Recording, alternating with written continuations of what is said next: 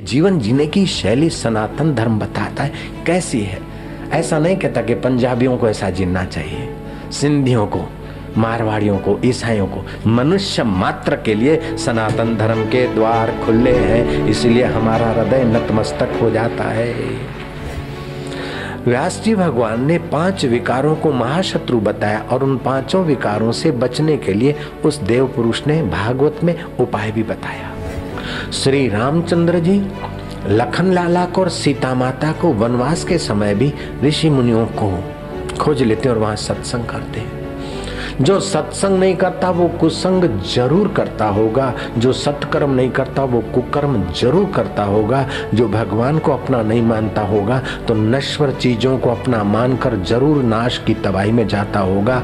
इसलिए फिर से हाथ जोड़कर प्रार्थना करता हूँ, भगवान को अपना मान।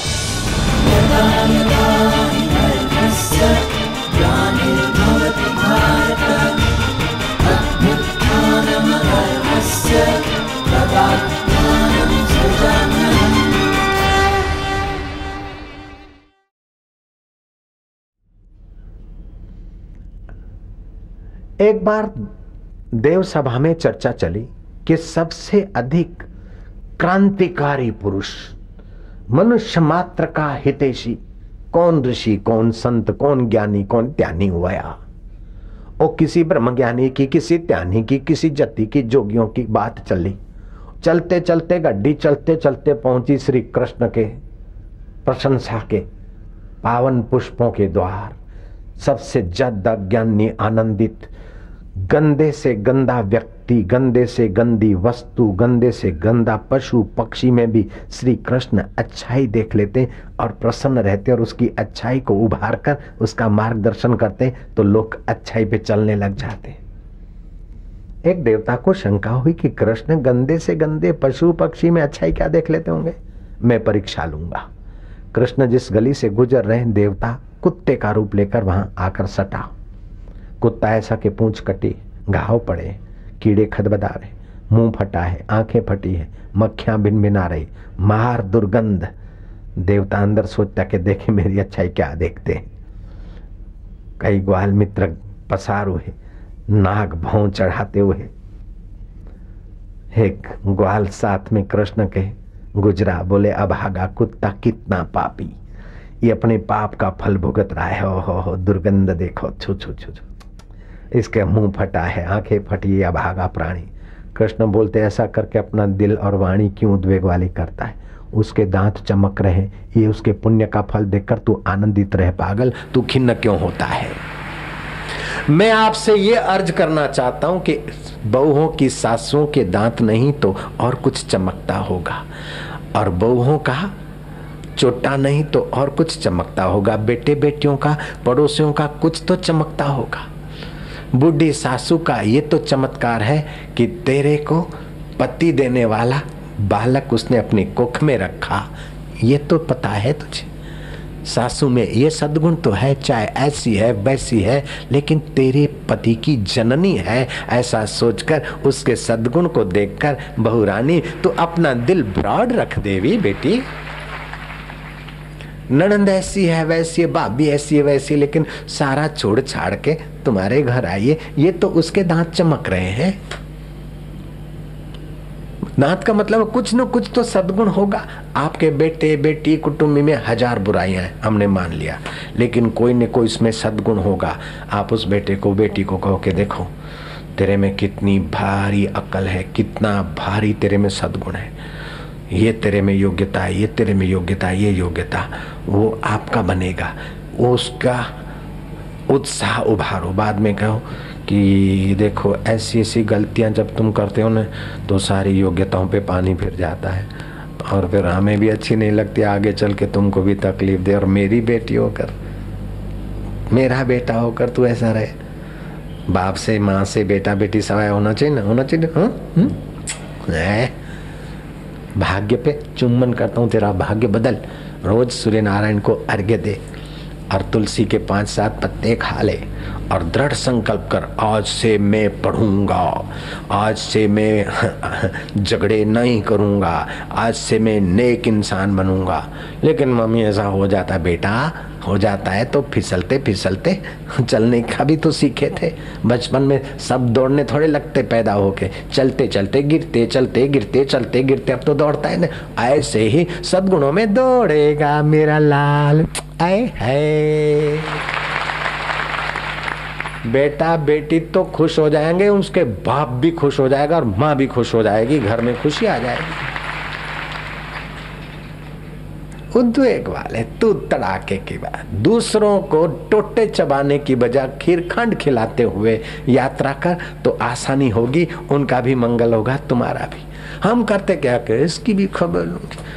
वो घर से, वो दुकान से थका थकाया बंदा आया नौकरी से, माँ का मुंह नाराज है और पत्नी ये बोलती, अब वो बेचारा पत्नी को टोके तो बोलेगी माँ बेटे को गए मुझ पर आई जाए का कोई नहीं।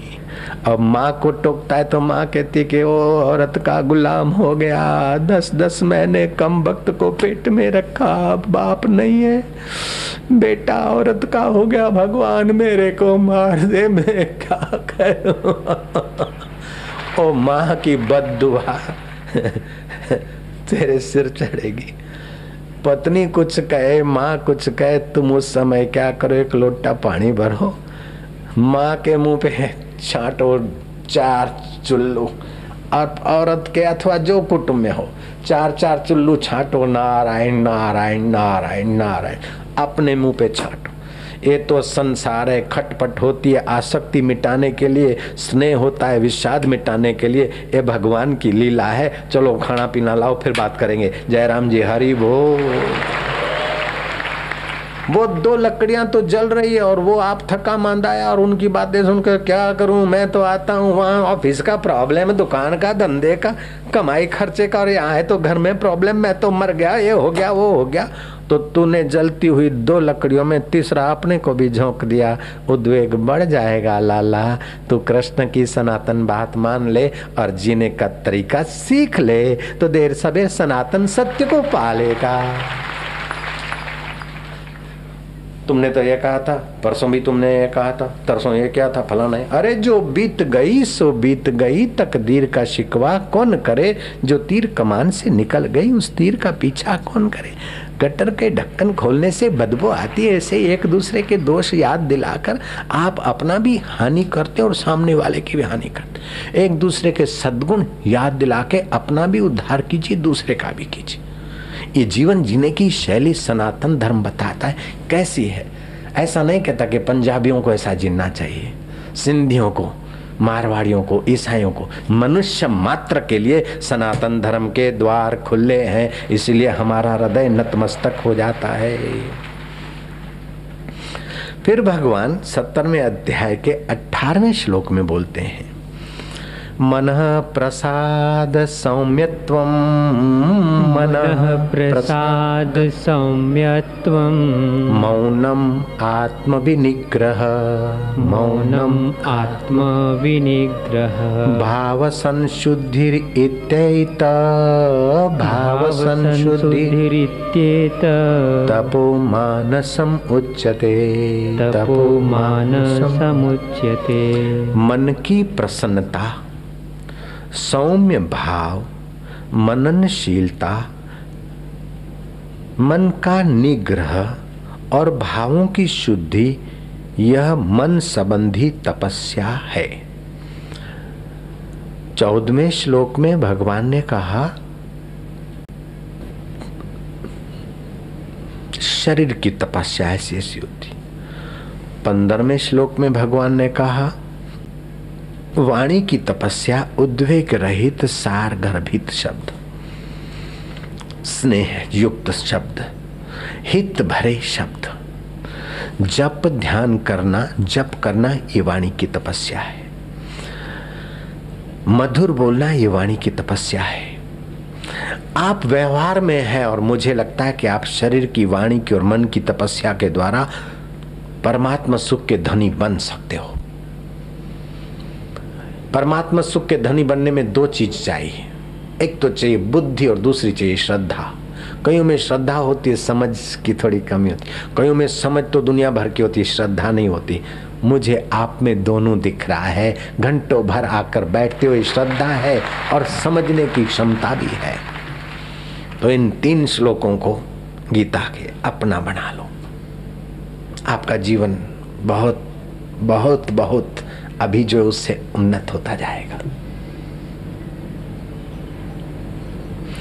रुपए पैसों से दुखों का अंत नहीं होता, सत्ता मिलने से दुखों का अंत नहीं होता, शादी होने से दुखों का अंत नहीं होता, डाइवर्स होने से दुखों का अंत नहीं होता, बेटा होने से दुखों का अंत नहीं होता, बेटा न होने से दुखों का अंत नहीं होता, गाड़ी मिलने से दुखों का अंत नहीं होता, गाड़ियां चली जाने से दुखों का अंत नहीं होता, लग्जरियस जीवन जीने से दुखों का अंत नहीं होता, सादा जीवन जीने से दुखों का अंत नहीं होता, ना समझी का अंत करने से दुखों का अंत होता है, समझदारी का रस पाने से सुखों का दरिया लहराता है।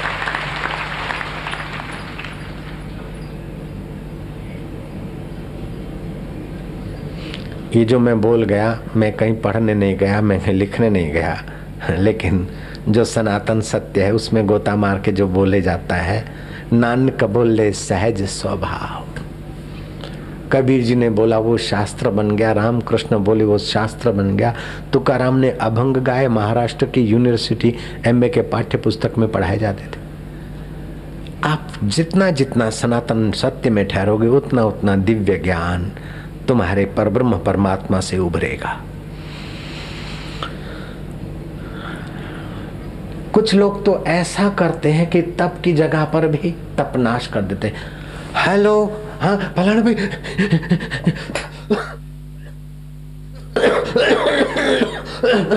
एक बड़ा, क्या हुआ क्या हुआ? अरे भाई क्या बताऊं आपको, आपके बेटे का, आपके बेटे का, अरे क्या हुआ भाई बताओ, आपके बेटे का एक्सीडेंट हो गया है।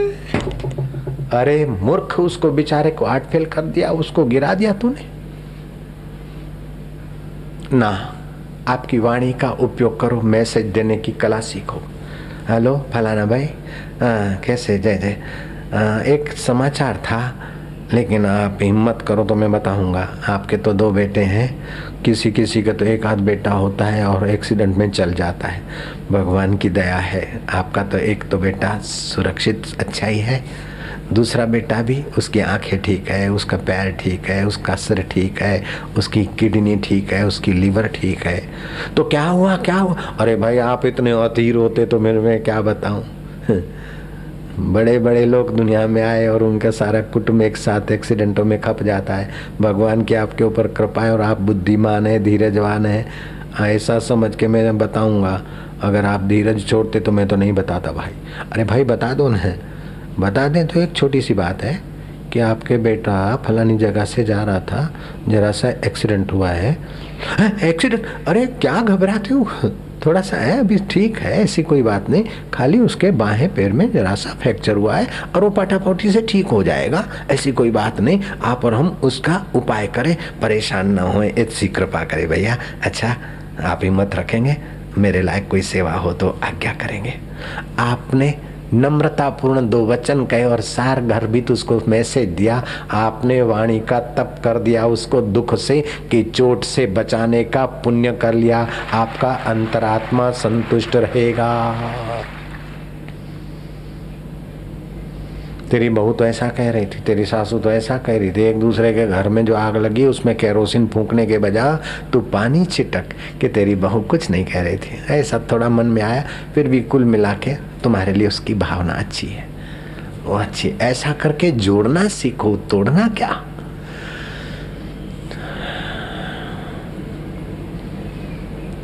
लगाना चाहो तो बाग लगाओ, उजाड़ना मत सीखो। पिलाना चाहो तो अमृत पिलाओ, विष पिलाना छोड़ दो। आपके क्रियाकलाप में एक बड़ा भारी खतरा आ जाता है, जिससे आप सावधान रहे तो बहुत फायदा होता है। सम्राट ने एक सुंदर बगीचा लगाया, दूर दरार से पौधे मंगवाता और सुंदर बगीचे में फूल खिलते। और वो बगीचे में सैर करने आता। कभी कोई मेहमान आता, पड़ोसी राजा आता तो खास बगीचे में ले जाता। पास ही पास में एक पौधा तेजी से बढ़ा जा रहा था। देखते देखते वो वृक्ष के रूप में बदल गया और मार उसकी गंदी बू और उसकी छाया में तमाम खुशबूदार फूल भी मुरझाने चले गए। सम्राट को लगा कि ये कौन सा पेड़ है, कैसे क्या हो गया ये सब बगीचे को। गुरुजी को बुलाया। गुरुजी ने कहा, बेटा ये भिन्न भिन्न फूल हैं, खिले हैं, लेकिन एक ये पौधा जो है पेड़ हो गया। क्षमा का गुण रूपी फूल खिला है, प्रसन्नता के फूल तेरे खिले हैं, न्यायप्रियता के तेरे फूल खिले हैं, स्वास्थ्य के तेरे फूल खिले हैं, ये सब हैं, लेकिन अहंकार का पौधा पेड़ हो गया है। इस अहंकार के कारण ये तेरी सारी खुशबू दब गई है और लोगों को तू चुभता है। जैसे ये पेड़ पौधों को चुभता है, ऐसे तेरा ईगो चुभता है। उस ईगो को भगवान की शरण में रख। धन जोबन का करे गुमान, सो मूर्ख मंद अज्ञान। रूप लावण्य का करे अभिमान, सो मूर्ख मंद अज्ञान। अपने से बड़ों के पास जाओ ताकि अहंकार नियंत्रित रहे। व्यास जी भगवान ने 5 विकारों को महाशत्रु बताया और उन 5 विकारों से बचने के लिए उस देव पुरुष ने भागवत में उपाय भी बताया। अगर काम विकार बार बार थपेड़े मारता है, गिराता है, तो बीमार शरीर को अथवा अपने या पति पत्नी एक दूसरे के शरीर को बिना चमड़ा के मन से देखो, अथवा तो मुर्दे को देखो, अथवा तो यौवन सुरक्षा पुस्तक को पढ़कर ये मैंने मिलावट की, और अपने मन को समझाओ। बार बार प्रयत्न करो तो काम विकार में जो आपका सत्व निचोया जा रहा है उससे आप बचोगे। वर्षों का ये पुरुषार्थ करोगे तो काम विकार से आपकी थोड़ी सुरक्षा होगी। ऐसे ही लोभ का भूत लगा है तो आप कमाई का 5वां हिस्सा दान करो। 5वां नहीं कर सकते तो 10% कमाई का दान पुण्य में लगाओ। लोभ का विकार नियंत्रित होगा। मोह का, ऐसे एक एक दोष का उपाय बताया गया। फिर उस महापुरुष ने कहा, एतत् सर्वम गुरुर भक्त्या। इन 5 विकारों को जीतना है तो किसी सद्गुरु से मंत्र लो और गुरु भक्ति अपने दिल में बढ़ाते जाओ। गुरुओं के ज्ञान ध्यान को बढ़ाते जाओ तो ये 5 विकार धीरे धीरे शिथिल होते जाएंगे और परमात्मा का ज्ञान और रस उभरता जाएगा।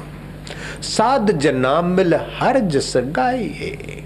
अकेले गाते तो गाने वाला बचा रहता, और साध संग से मिलकर गाते तो गाने वाला उस रस में बह जाता है, ईगो लेस होता है। दूसरा, उन गाने वाले संतों के संग में उनकी ओरा, उनकी आभा, उनका शुभ संकल्प और उनकी निगाहों से निकलते आध्यात्मिक तरंग वो हमें मदद करते। 4 प्रकार के जापक होते। भगवान नाम जपना ये बहुत ऊंची बात है। भगवान नाम की बड़ी बढ़ाई है, बड़ी वडियाई है। नाम जपत मंगल दिशा दसों दिशा भगवान नाम मंगल कर देता है। मंगल भवन अमंगल हारी। मंगलों का मूल है और अमंगलों का हरण करने वाला है, दमन करने वाला, शमन करने वाला भगवान का नाम है। हर सुमरन कर भगत प्रगटाए, हर सुमरन लग वेद उपाय। हर सुमरन भय सिद्ध जति दाते, हर सुमरन नीच चहु कुट जाते। हर सुमरन धारी सब धरना, सुमर सुमर हर कारण करना। हर सुमरन की और सगल आकारा, हर सुमरन में आप निरंकारा। हरि के स्मरण में आप निरंकार सच्चिदानंद परमात्मा की सत्ता स्फूर्ति करुणा कृपा मिलती है। कर कृपा जिस आप बुझाया, नानक गुरमुख हर सुमरन तिन पाया। जिस पर आपकी कृपा होती है वे गुरमुख होकर हरि तेरा सुमरण करते हैं। मनमुख और अज्ञानी आपके जो कोप के पात्र हैं, जो आपसे विमुख हैं, वे संसार में पचते हैं। लेकिन रब जो इन पर आपकी मेहर माया है, जो आपकी खुशी के लिए कोई शुभ कर्म कर लेते हैं, तो आप उनको अंतर प्रेरणा देकर हरि का सुमरण रूपी मधुर एक रास्ता देते हैं। देर सबेर वे सारे दोषों पापों से मुक्त होकर जीते जी अमृत सुख का आस्वादन करते हैं। मरने के बाद स्वर्गों की अप्सराएं अथवा तो शराब के चश्मों की ख्वाहिश उनको नहीं रहती, वो तो जीते जी हरि रस में छके रहते हैं। भंग भसूड़ी सुरापान उतर जाए प्रभात, नाम नशे में नान का छका रहे दिन रात। हरि का स्मरण आपको मस्त बना देता है। भगवत स्मरण 4 प्रकार का। एक तो आपने महिमा सुनी भगवान की, आगे के चलो भाई, दुख मिटाने हैं, पाप हटाने चलो माला। जो भी आपको जचा, नमः शिवाय नमः शिवाय नमः शिवाय, हरि ओम, अल्लाह अकबर, ओम नमो भगवत।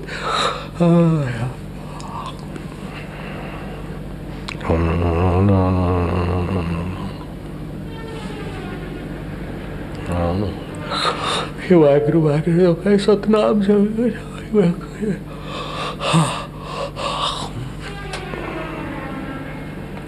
जो जप नहीं करते उससे ये ठीक है, थैंक्स, धन्यवाद, लेकिन 4th क्लास जापक है, 4थे नंबर का जापक है, मनमुख है, थोड़ा जपता है, नहीं जपने वाले से अच्छा है।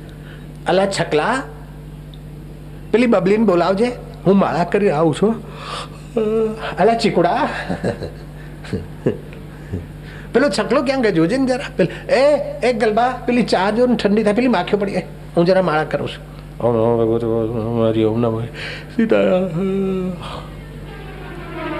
ए 4th क्लास जापक, थैंक्स, धन्यवाद, शाबाश, इतना ही।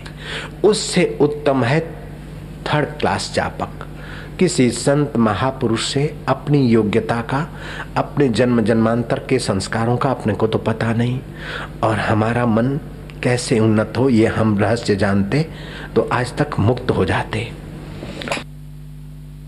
कोई सीधा नरक से आया तो कोई सीधा स्वर्ग से आया, तो कोई अगले जन्म में मनुष्यता से आया, तो कोई गाय या गऊ या घोड़े के शरीर से आया है, पता नहीं है। तो किसकी क्या रुचि और किसकी क्या योग्यता है। वो आध्यात्मिक एक्सरे के धनी महापुरुष जब मार्गदर्शन करते हैं तो विश्वास भी होता है, यकीन भी होता है, और उनके दिए हुए मंत्र के अनुसार हमको 4 कदम चलने में कुछ अनुभूतियां होती है, तो श्रद्धा विश्वास बढ़ जाता है। गुरु से मंत्र लिया, जप किया, कुंडली जागृत हुई, थोड़े झटके लगे, कभी हास्य उभरा, कभी हंसी आई, कभी रुदन का भाव आया, कभी प्रकाश दिखा, कभी कुछ देखा, जपते गए। एक 10 माला पूरी हो जाए, duty finish, I am fresh. Munna को अपने पापा ने पूछा कि बेटा अगर तुझे प्राइम मिनिस्टर बनने का अवसर है तो क्या करेगा? बोले पापा मैं तो सब स्कूलें बंद करवा दूंगा, बच्चे मौज करें। अपनी अपनी पसंद की है। स्कूल में जब छुट्टी की घंटी बजती है तो मुन्ना खुश होकर बाहर आ जाता है। ऐसे ही मन रूपी मुन्ना ने गुरु का मंत्र तो लिया, लेकिन 10 माला हुई, हाँ नियम पूरा हो गया। लाना जरा चाह बाना, ये कैसा बना वो कैसा बना, अभी नाम कमाई का चस्काने लग गया तो बाहर चस्के खोजने लग गया बंदा। इसलिए 3rd क्लास जापक। फिर भी करता रहे, जब करता रहे तो पाप ताप मिटते जाएंगे, हृदय पावन होता जाएगा और रब की रहमत आती जाएगी, अंदर का रस उभरने लगेगा। माला तो कर ली, लेकिन आज छुट्टी है, घड़ी भर और करा। आज छुट्टी है, चुपचाप बैठे रहे। आज छुट्टी है, जरा मौन रख लिया। आज छुट्टी है या अथवा थोड़ा समय यार संसार का तो है, थोड़ा जप करो, मन तू राम भजन कर। वो ऐसा करके अंदर का आनंद उभारा तो दूसरे नंबर का जापक बन गया। 4th वाला 3rd में, 3rd वाला 2nd में आ गया। ऐसा जापक महीने 2 महीने 4-6 महीने, कभी 2-4 दिन एकांत में रहे, किसी पवित्र जगह पर रहे और जप ध्यान करे तो उसकी वो कमाई में 4 चांद लगने लग जाते। मैंने कई ऐसे साधकों भक्तों के जीवन में प्रैक्टिकल प्रयोग करा के देखा। मैं भी घर में था तो 7 दिन एक बार बैठ गया था कमरे में, बहुत सारी अनुभूतियां हुई। दूसरी बार 40 दिन बैठ गया तो बहुत कुछ मिला। इतना मिला के खर्च खर्च के यहां तक पहुंचा हूं, तब भी वो 40 दिन वाला खजाना अभी नहीं खूटता है और खूटेगा भी नहीं, ऐसा मिला है। साध की संगति से फिर बैठा था 40 दिन कमरा बंद करके, किसी से मिलना जुलना नहीं, बिल्कुल मौन, जप ध्यान बस। तो भूखा मरी नहीं करते थे, थर्मास में दूध रखते थे गाय का, भूख लगे तो पी लिया, भूखे भजन न होए गोपाला, लो तुम्हारी कंठी दर्द हो तड़ी माला। ओ ये बात है, अति खाना भी साधन में विघ्न है और अति भूखा रहना भी विघ्न है। महीने में 1-2 बार उपवास तो ठीक है, बाकी बहुत भूखा मरी ठीक नहीं। खैर, मध्यम जापक यात्रा करता रहे और सत्संग शास्त्रों का विचार करता रहे तो भगवान के नाम का अर्थ उसमें मन शांत होता जाएगा। और तत्व ज्ञान का आश्रय लेकर, गुरु की मार्गदर्शन का आश्रय लेकर वो अपने स्थूल शरीर को, सूक्ष्म शरीर को, कारण शरीर को माया समझेगा और अपने को आत्मा परमात्मा का सनातन सत्य समझने में सफल हो जाएगा। ऐसा पुरुष उत्तम जापक होता है। ऐसे को बोलते साध। उस साध के साथ लाख आदमी बैठकर जब कीर्तन करे तो लाख के लाख आदमी को पाप के पोटले गिर जाएंगे और नास्तिक आस्तिक होने लगेगा, चंचल शांत होने लगेगा, खिन्न प्रसन्न होने लगेगा। विवेकानंद लिखते कि पापों के पहाड़ पड़े हों किसी के सिर पर और ऐसे महापुरुष के सत्संग कीर्तन में आए तो वो देखते ही देखते निष्पाप होने की वो पवित्रता का एहसास करने लगेगा। ये बड़े भारी में भारी बेनिफिट है, बड़े में बड़ा फायदा है कि एक कोई उत्तम जापक मिल जाए, लाख आदमी के बीच एक उत्तम जापक मिल जाए और उसकी वाणी और उसके साथ कीर्तन भजन होने लगे तो उस समय लाख के लाख आदमी को आध्यात्मिक संक्रामक आंदोलनों का फायदा मिलता है। जैसे आपकी इच्छा न हो तब भी हैजा या महामारी के कीटाणु आकर आपकी बॉडी को दबोचते हैं, ऐसे ही आपकी इच्छा न हो तभी भी परमेश्वर का अनुभव किए हुए महापुरुष के द्वारा कीर्तन भजन और सत्संग आपके अंतःकरण को पवित्र बनाने का काम आपकी इच्छा न भी हो तो भी करने लगेंगे। इसीलिए सत्संग की बड़ी भारी महिमा गाई। भगवान के विषय में, धर्म के विषय में मत मतांतर है, लेकिन सत्संग की महिमा में सब एक राय है। एक घड़ी आधी में पुनि आध, तुलसी संगत साध की हरे कोटि अपराध। तुलसीदास जी कहते, कबीर जी कहते हैं सत्संग की आधी घड़ी सुमरण वर्ष 50 वर्षा वर्ष, एक घड़ी अरट फिरे 12 मास। कबीरा दर्शन संत के साहिब आवे याद। तो सत्संग भगवान कृष्ण युद्ध के मैदान में अर्जुन को सत्संग दिए। शिवजी पार्वती को ले जाते और अगस्त ऋषि के आश्रम में सत्संग करते। श्री रामचंद्र जी लखन लाला को और सीता माता को वनवास के समय भी ऋषि मुनियों को खोज लेते और वहां सत्संग करते हैं। जो सत्संग नहीं करता वो कुसंग जरूर करता होगा, जो सत्कर्म नहीं करता वो कुकर्म जरूर करता होगा, जो भगवान को अपना नहीं मानता होगा तो नश्वर चीजों को अपना मानकर जरूर नाश की तबाही में जाता होगा। इसलिए फिर से हाथ जोड़कर प्रार्थना करता हूं, भगवान को अपना मानो, भगवान को अपना मानो और अपने को भगवान का मानो। जहां अपना तो होता है वहां प्रीति होती है और भगवान कहते जो प्रीति पूर्वक मुझे भजता है उसे मैं बुद्धि योग देता हूं।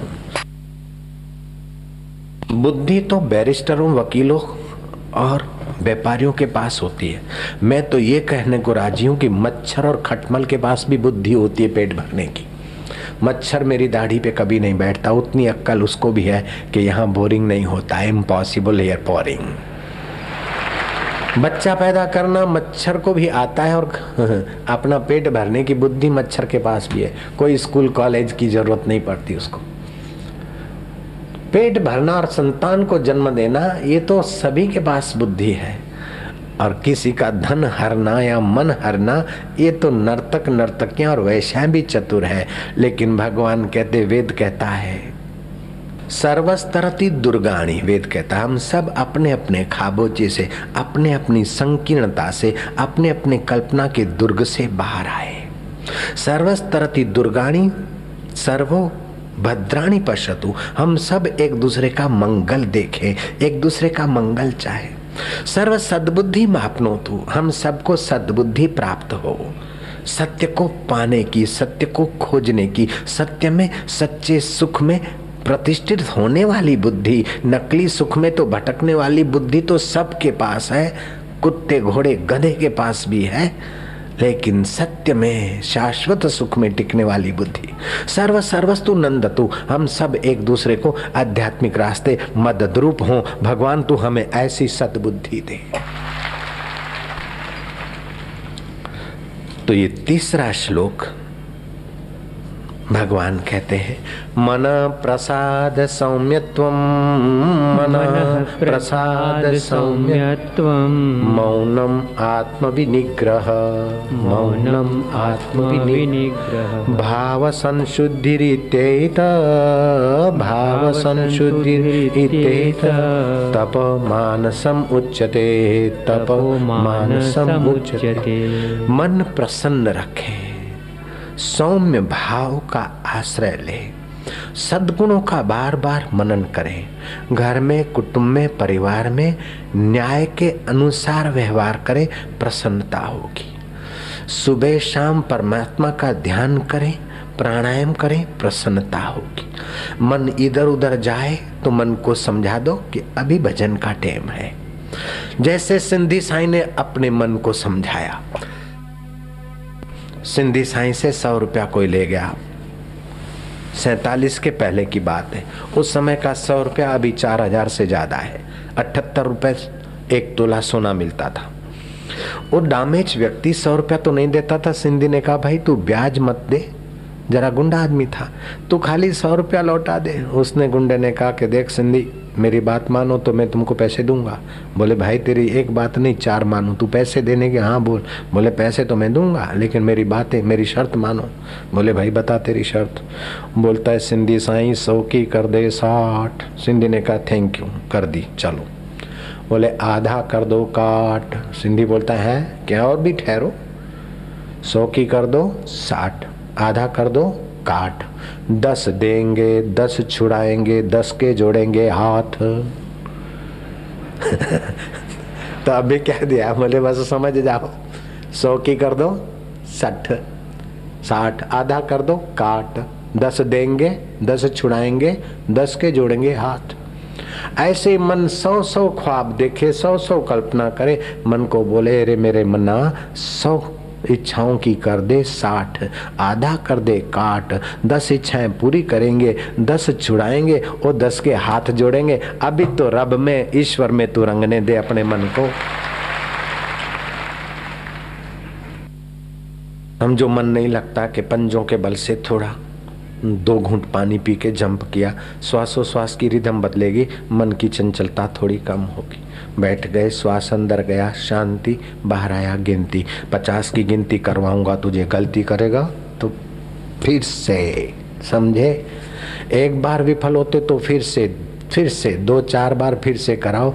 कुछ अंश में मन आपका काबू में आने लगेगा, और मन जितने अंश में काबू में आएगा उतने अंश में आपका सौम्य प्रसाद, प्रसन्नता का प्रसाद आप पालोगे। शुद्ध वातावरण में लंबे श्वास लिए और छोड़े 10-5। फिर रिदम से ओम लंबा नमो भगवते वासुदेवाय किया, मन की चंचलता मिटेगी। गुरु के द्वारा मंत्र मिला और उस मंत्र का जप करते गए। पहले जो 1 घंटे में 1000 संकल्प होते थे, धीरे धीरे 900 होने लगेंगे, 800, 700, 600, 500 संकल्पों की भीड़ घटती जाएगी। आपकी सौम्यता बढ़ती जाएगी, आपकी मानसिक तपस्या ज्यों-ज्यों बढ़ती जाएगी, त्यों-त्यों व्यक्तिगत जीवन में निखार, सामाजिक जीवन में सम्मान और आध्यात्मिक जीवन में यात्रा जीवनदाता के तरफ होगी।